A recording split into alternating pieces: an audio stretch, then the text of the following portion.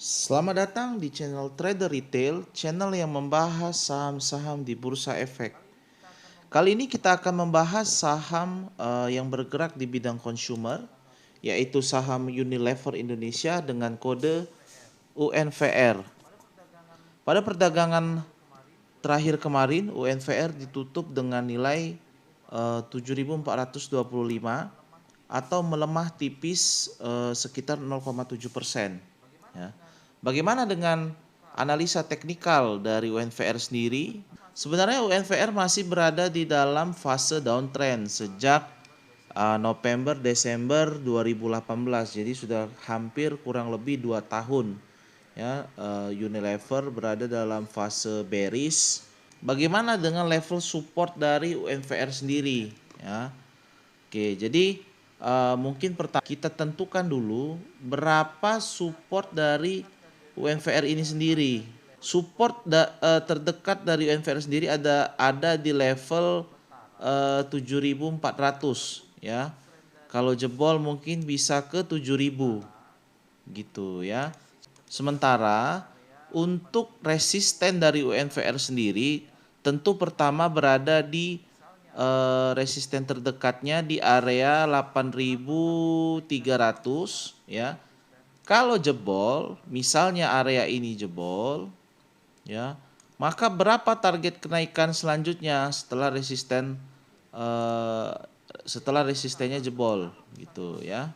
Jadi yang pertama, kalau misalnya 8.300, 8.400 itu jebol, maka target kita selanjutnya eh, ada di 8.800 ya. Lalu selanjutnya ada di 9.400 itu ya. Jadi untuk support dan resisten dari UNVR sendiri, untuk support 1 itu berada di 7.400 dan support 2-nya di 7.000 ya. Untuk resistennya sendiri itu berada di 8.300. Kalau itu breakout bisa ke 8.800 dan kalau breakout lagi target selanjutnya adalah di 9.400. Jadi sebenarnya kalau kita melihat harga UNVR saat ini, sebenarnya ini adalah saat yang tepat untuk masuk ya. Kenapa? Karena UNVR sedang berada di tepat di support 1. Jadi kita bisa buy on weakness untuk UNVR ya. Kalau kita lihat di sini di area sini sebenarnya support yang cukup kuat untuk UNVR karena di area sini adalah area resisten yang cukup kuat ya, berapa kali gagal ditembus dari sejak Februari hingga April ya. Sehingga area ini cukup bagus, manfaatkan kesempatan untuk buy on weakness. Sekarang mari kita hitung untuk risk and reward dari UNVR sendiri. Risk kita adalah sekitar 5% ya. Kita bisa minus 5%. Mudah-mudahan nggak jebol lagi ya. Gitu. Sementara untuk reward kita sendiri itu untuk target pertama untuk reward di harga 8.300, maka reward kita adalah sekitar 12% untuk TP1 ya. Untuk TP2 itu di level 18% ya. Dan TP3 reward kita adalah sekitar 25% ya. Kalau misalnya sampai ya. Kalau nggak sampai nanti kalau dia ternyata mantul ke bawah, teman-teman bisa tentukan sendiri apakah mau TP di 12% atau mau hold sampai dia mungkin ke 18% atau mau tetap hold sampai 26%. Silakan teman-teman tentukan sendiri untuk trading plan-nya. Yang jelas saya sudah berikan referensi untuk area support dan target profitnya ya. Oke. Itu terkait analisa teknikal dari UNVR ya. Selain itu, ada hal menarik yang ingin saya sampaikan kepada teman-teman terkait saham Unilever ini ya. Kalau kita lihat secara historikal dari saham UNVR ini dalam 10 tahun terakhir setelah saya analisa secara mendalam, Ya, saya dapati bahwasanya dalam 10 tahun terakhir kalau kita beli di pertengahan atau akhir Desember itu kemungkinan besar akan uptrend hingga Januari atau Februari di tahun berikutnya, ya. Jadi saya melihat di sini dalam 10 tahun terakhir 8 kali UNVR itu pasti naik kalau kita beli di Desember dan jual di Januari atau Februari, ya. 8 dari 10. Mari kita lihat. Ini adalah eh, Desember 2019 dan ini adalah Januari 20. Kalau kita perhatikan area sini, maka di fase ini UNVR turun, ya, tidak naik. Tetapi kalau kita lihat di tahun sebelumnya, ya, ini Desember 2018 area sini dan hingga hingga Januari atau Februari 2019 itu cenderung naik, ya, dengan harga di Desember 2018 itu sekitar 8.000 kalau kita beli di Desember, ya, itu sekitar 8.300 dan 9.700, jadi 1.400, ya, atau sekitar mungkin saya bisa katakan 20% juga itu profit yang teman-teman dapatkan. Geser lagi ke tahun sebelumnya, ya. Dari Desember 2017, ya, itu teman-teman beli di area sini dan jual di Januari hingga Februari 2018, ya. Jadi di sini di kisaran harga 9.900, jual di 10.900, ya. Ada sekitar profit 11% plus minus, ya, plus minus. Saya ngitung kasar aja, ya, saya ngitung cepat aja. Oke, geser lagi ke tahun 2017, ya. Sekitar Desember kalau beli di Desember area sini dan jual sekitar Februari atau Maret, ya. Jadi saya katakan tadi Januari, Februari hingga Maret, ya. Jadi kalau tahun 2017 beli di area 7.900, jual di 8.300, ya. Cuannya nggak terlalu banyak memang, sekitar 5% saja, tapi tetap cuan, ya. Bahkan kalau misalnya bisa sabar dan teman-teman dapat contoh nih kemarin di area sini di kisaran harga 7.500, ya, di lowest price dan jual di 8.300, mungkin bisa dapat sekitar 10% lebih gitu, ya. Tapi intinya dari Desember hingga Februari itu naik. Geser lagi ke 2016, ya. Ini Desember 2000 di area sini dia, ya, Desember 2015 hingga Februari 2016 naik, bahkan kalau bisa tahan sampai akhir Februari atau awal Maret itu bisa naik lagi lebih tinggi, ya. Sehingga kalau kemarin teman-teman ada masuk di sini maka cuan yang didapat adalah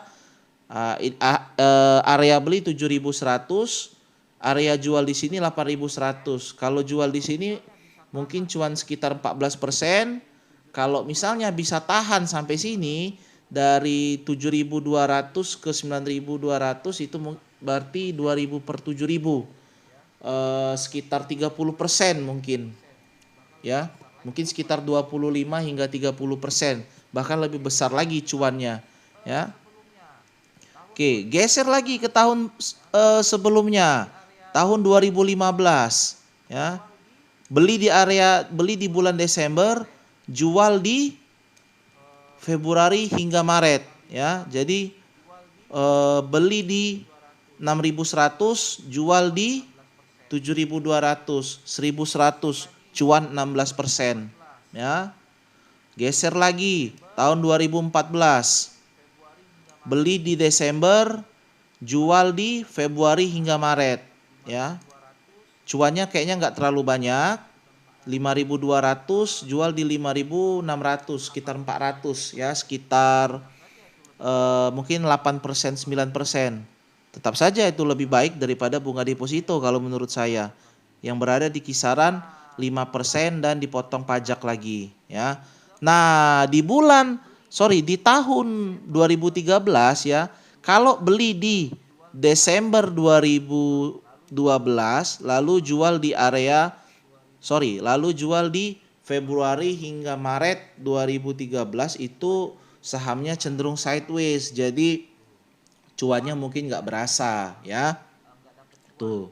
Dua jadi ya tadi ya yang nggak dapet cuan ya. Ini satu, yang pertama tadi di Desember 2019 sampai Januari atau Februari 2020 ya. Geser lagi ke tahun 2012 ya. Oke, beli di sini, jual di sini ya. Jadi belinya di 3.400, 3.500, jual di area 4.000 ya. 5.000 per 3.500 itu sepertujuh, berarti kalian kemarin kalau ada beli cuannya sekitar 14% ya. Nah, jadi kalau kita lihat di sini, ini terakhir kayaknya dari sini nggak ada. Oke, masih ada satu lagi. Ya, masih ada satu lagi. Beli Desember di sini, jual di sini. Ini pun sama, cenderung sideways ya.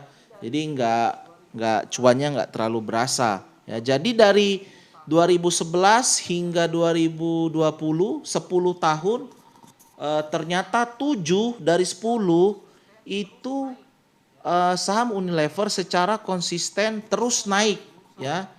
7 dari 10 saham Unilever kalau kita beli di bulan Desember itu biasanya akan naik di bulan Januari hingga Maret di tahun berikutnya. Jadi probabilitas untuk cuan di Unilever adalah 70% gitu ya. Jadi teman-teman, kalau kita bermain di dunia saham itu sebenarnya bukan dunia yang pasti ya, tidak ada kebenaran absolut. Saham itu game probabilitas ya. Jadi seberapa besar kemungkinan teman-teman untuk cuan, seberapa besar kemungkinan teman-teman untuk rugi ya atau cut loss. Nah, kalau kita melihat data historikal dari Unilever ini sendiri, sebenarnya untuk saat ini potensi yang terbaik untuk membeli Unilever ya. Unilever sedang berada di area support ya di 7.400. Jadi sebenarnya teman-teman kalau mau beli udah bisa sebenarnya ya. Bisa saja spekulatif buy, mungkin 60% masuk ke sini dari yang dibudgetkan, tentunya bukan dari seluruh cash. 60% dana yang dibudgetkan untuk Unilever bisa masuk di area 7.400. Sisanya 40% kalau dia ternyata turun dan masuk ke support 2 di 7.000 ya. Dengan harapan di tahun 2021 nanti sekitar Januari hingga Maret 2021 Unilever bisa naik paling tidak ke resistennya di area 8.300 atau 8.700 ya, sehingga paling tidak teman-teman bisa cuan mulai dari 12% hingga 18%. Kalau saya sendiri sih sebenarnya melihat harga sekarang buy on weakness dan data historical 10 tahun terakhir ya, probabilitas 70% pasti naik kalau beli di Desember dan jual di Februari Maret tahun berikutnya. Saya sendiri sih cukup yakin untuk masuk di saham Unilever. Begitu teman-teman ya. Nah, kalau saya lihat dari sisi lain, dari sisi pergerakan asing, sebenarnya kalau untuk asing justru kebalikannya, asing keluar dari Unilever sepanjang tahun 2020 ini. Ya, bisa dilihat untuk kode saham UNVR ya. Sepanjang tahun 2020 ini asing keluar atau jualan sekitar 1,5 triliun di pasar regional dan di pasar negosiasi 267 miliar. Jadi total sekitar 1,7 triliun asing keluar ya. Apakah ini sesuatu yang harus kita khawatirkan? Menurut saya sih tidak. Karena tadi saya analisa juga secara bandarmologi, sebenarnya hubungan antara pergerakan asing dengan pergerakan harga Unilever itu tidak terlalu signifikan, ya. Berbeda dengan BBRI atau Telkom, ya, atau saham-saham yang lain yang pengaruh asing cukup kuat di saham tersebut. Kalau untuk Unilever kayaknya kalau saya lihat pengaruh asing tidak terlalu besar. Lagian nih teman-teman, Unilever ini adalah saham yang bergerak di bidang consumer dan salah satu saham yang menurut saya cukup defensif, ya. Jadi maksudnya defensif itu apa? Defensif itu maksudnya paling minim resikonya dari segi kekuatan perusahaan, ya. Kenapa? Karena teman-teman bisa bayangin sendiri deh, sama Unilever, ICBP, ya, Indofood, ya, mau sampai gempa pun, mau sampai kiamat pun, teman-teman kalau gosok gigi pasti pakai Pepsodent, ya. Teman-teman kalau misalnya belanja pasti beli Indomie, nggak peduli apapun yang terjadi, ya.